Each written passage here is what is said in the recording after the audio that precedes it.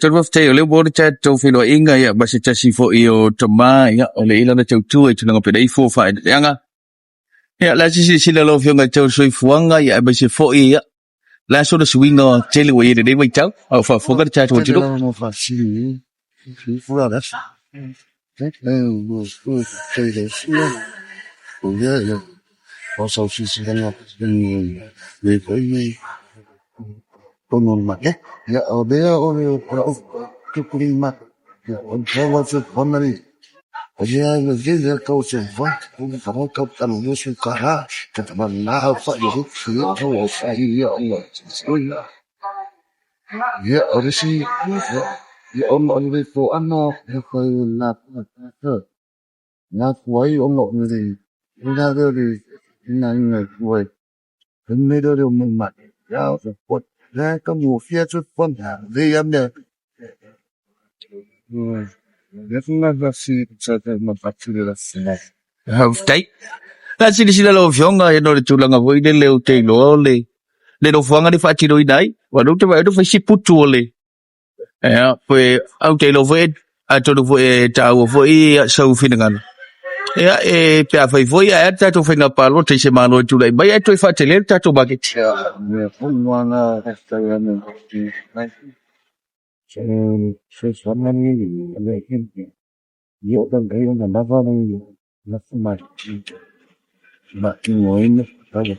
ni mo la chu lu họ được những cái sản là họ được những cái sản ấy hey ya ya khi mình khi ngồi nó hơi thì quan là ta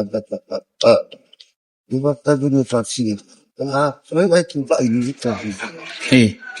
thì nó thốn nó đi vài ngày tổng cơ sinh ra cái một lần có chút cũng ta đã lại nó tập mình đâu qua đi nó không ngồi ra cái wa do fa si pu chu le ta cho nó hey cái qua yon này không đồng nhất không nào chỗ này các anh không đi cũng lúc đến bữa qua là kasihan sao bang ni không mấy người gì ở bên đó có đông cái này nè để ha đúng để là có sự cái hey người sẽ phát này cũng phải đi vậy đâu các mày gì da si lo fio go te lo ta si de va ga te le ai cho ma ai ngai cho lo si wa inga he cho no ya si de ve lo fio nga po la chu la ngole se le di le bo che mi de yo fu fa de le o te lo sa sala he thì cái nhà mua quần áo thì đi học sinh nhiều là phải thì vô mà sinh rồi là cái cái gì ha đi học sinh thì mua là phải học sinh bắt đầu năm he cái cái học sinh ai phụ qua là gì sinh khá ta cho ba chân he phụ ta hôm nay ở đang phát phải vô mà sinh thì nhiều nữa vô phải bỏ câu phải đi em phải nó như phải tại thì đưa nó với nhau để mà tụi nó tắt gì ta nữa